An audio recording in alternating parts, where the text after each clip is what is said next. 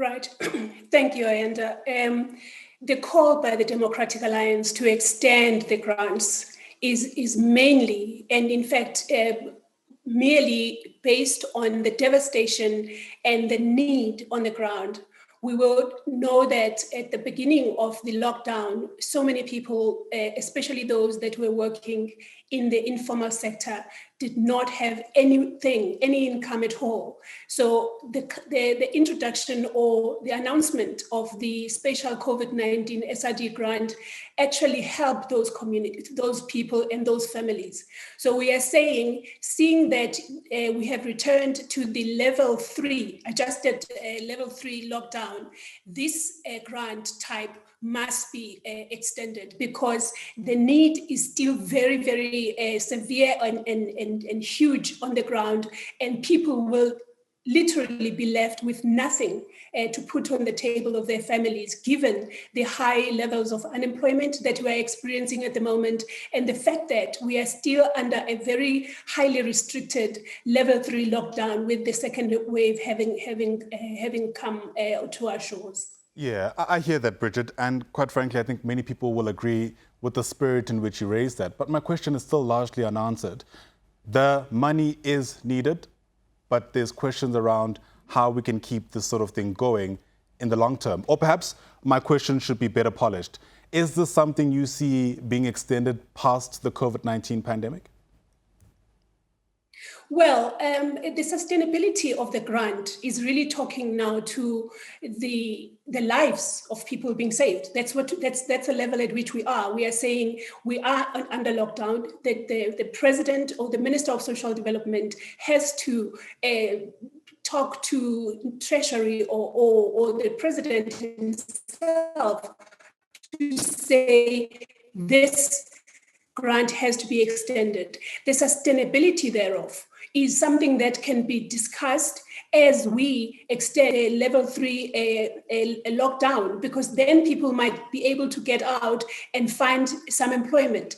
But given the high levels of unemployment that we are experiencing in the country, there is a need to speak about a longer term unemployment relief that the government must work with its partners to actually bring on board, because the devastation out there is totally unacceptable. It is totally devastating to see children in families that say we have no money we have no food at home because none of the adults at home are employed, because they've lost their jobs or they have never worked. Because the truth is, before lockdown, the unemployment levels in this country were already unacceptable. I think we were talking around the levels of 26%.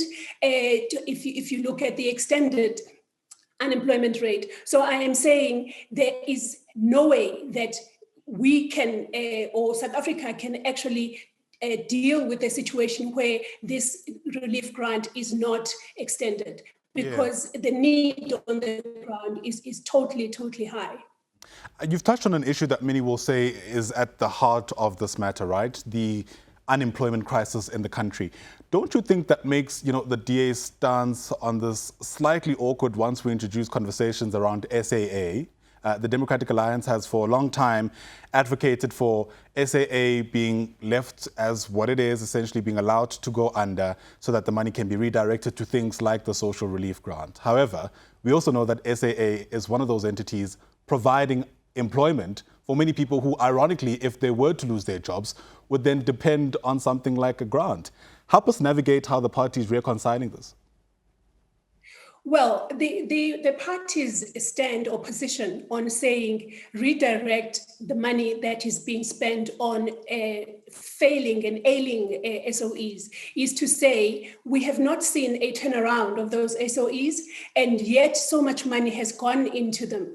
I'm not saying that the people that are employed by the likes of SAA should then be out on the street whilst we give grants. I am saying government needs to prioritize better, to say by the time we are in a position to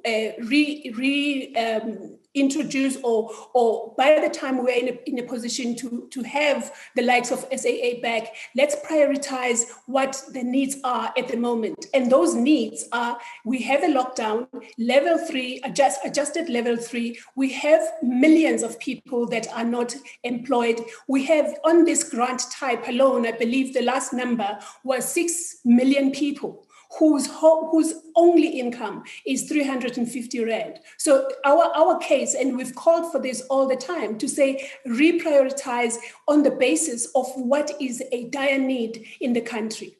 Yeah, but we know that the money that government has been giving to SAA is for a restructuring so that the SOE can work differently, hopefully with the ends of trying to ensure that it works properly.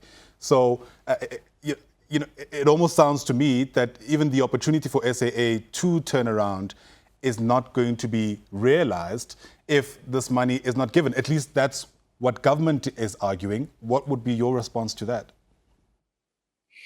Well, you would know, Ayanda, that even with the calls by the likes of the Democratic Alliance for the money not to be poured into ailing SOEs like the SAA, that the government went ahead anyway and poured that money and rescued these organizations. And the question then is back at those who would be saying that is, what has happened this far? Where is SAA as we speak, 20 billion rands later? So I am saying the whole point that I'm making is that there needs to be prioritization of the lives to be saved, as it were, because you would agree with me that there is money that has been given to SAA to save it, but has that money saved the SAA? Where is SAA as we speak? The restructuring, how far is it?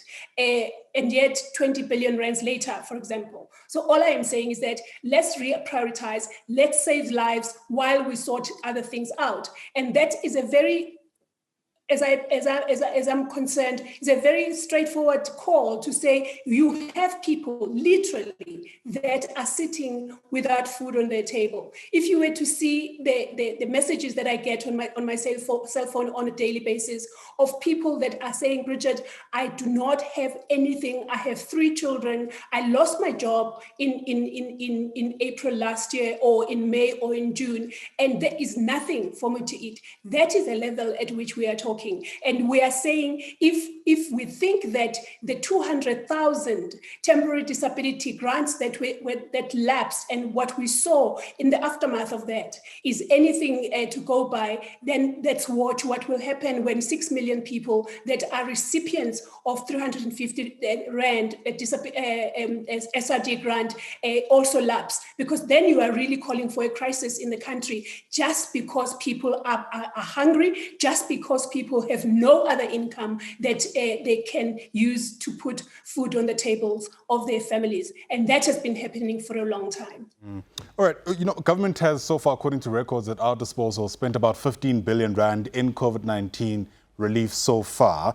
And a lot of the motivation at the onset of the outbreak was this is a sort of relief that in part should kind of give a boost to economic activity in the country. There should be a trading of money, and that will translate in some ways to, improving the economy.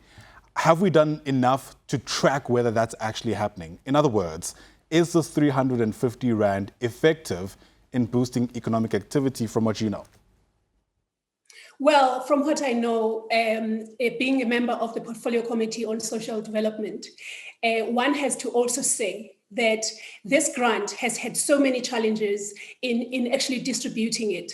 But we are saying that there are people that have gotten it, and those people's lives have been changed. As far as the boosting the economy, I'm not aware of any economic growth that has come out of this. And as a result, I'm actually just limiting my argument on the basis of what can be seen out there in the country, where we have so many people that are depending on grants. And I am saying whether it boosts the economy at a broader level, it really helps families that are hungry and are in need of any income at all that is going to be helping them to actually feed their families at this point in time. Well, Bridget Masango, thanks very much for your take on this rather complex issue. Truly appreciate it. Bridget is a member of parliament with the Democratic Alliance.